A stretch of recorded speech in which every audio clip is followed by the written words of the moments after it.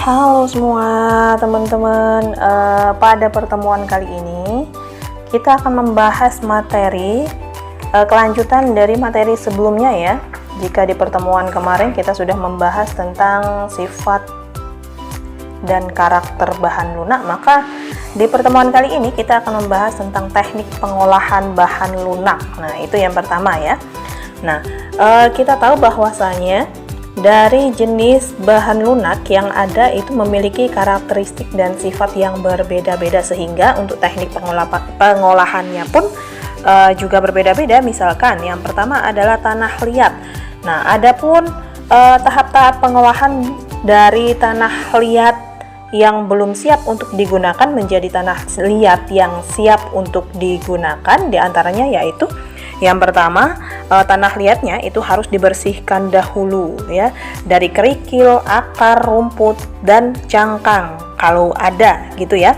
Kemudian masukkan tanah liat ke dalam bak pengolahan dan campurlah dengan pasir halus dan air untuk merendam. Nah, agar menghasilkan tanah liat yang halus, maka direndam, campuran harus disaring ya. Setelah direndam maka disaring. Lalu yang terakhir adalah jika tanah liat sudah plastis, maka tanah liat siap untuk digunakan.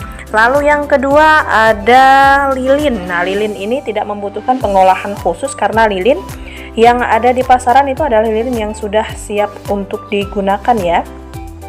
Lilin yang kita beli dapat langsung dicairkan untuk dibentuk sesuai dengan kebutuhan. Tentunya dalam pengolahan lilin ini nanti akan ada alat bantunya ya. Lalu yang ketiga plastisin. Nah, plastisin itu dapat diubah bentuknya hanya dengan tekanan tangan ya. Jadi tanpa menggunakan alat bantu.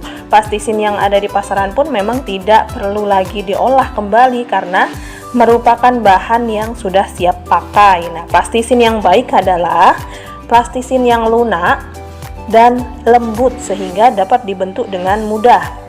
Kemudian untuk jenis alat dan kegunaannya. Yang pertama ada alat ukir.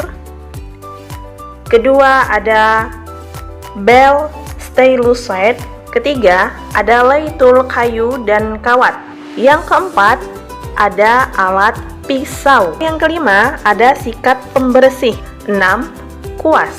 7. Kaliper berfungsi sebagai jangka pengukur. 8. Rubber finishing tool merupakan penghapus untuk pekerjaan finishing atau penyelesaian akhir. Dan yang terakhir ada alat cetakan atau mold. Cetakan dapat digunakan pada kerajinan berbahan lunak seperti lilin, plastisin, gips, tanah liat, dan kerajinan clay yang lainnya. Nah, terkhusus untuk kerajinan yang terbuat dari bahan tanah liat itu terdapat teknik-teknik tersendiri.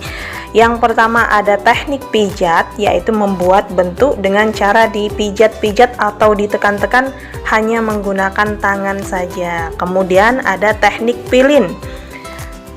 Sebelum membuat bentuk tanah liat, dipilin-pilin atau dibentuk menyerupai cacing terlebih dahulu. Selanjutnya hasil pilinan disusun sesuai sampai diperoleh bentuk yang diinginkan. Kemudian ada teknik slip.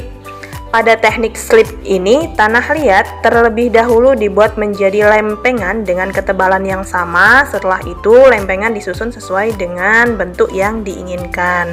Kemudian ada teknik putar. Nah, teknik putar itu banyak dipilih karena pembuatan keramik pembuatannya lebih cepat ya, hasilnya pun lebih sempurna. Ada lagi teknik cetak. Nah, teknik cetak atau biasa yang disebut dengan press banyak dilakukan pada pabrik tembikar atau pabrik genting yang memproduksinya dilakukan secara massal atau dalam jumlah yang banyak ya. Selanjutnya untuk materi yang terakhir yaitu tentang teknik penyajian dan kemasan kerajinan yang berbahan dasar bahan lunak ya. Prinsip dasar dari pengemasan kerajinan bahan lunak ialah produk yang dihasilkan akan lebih awet dan terjaga dari kerusakan serta akan terlihat lebih menarik. kasih.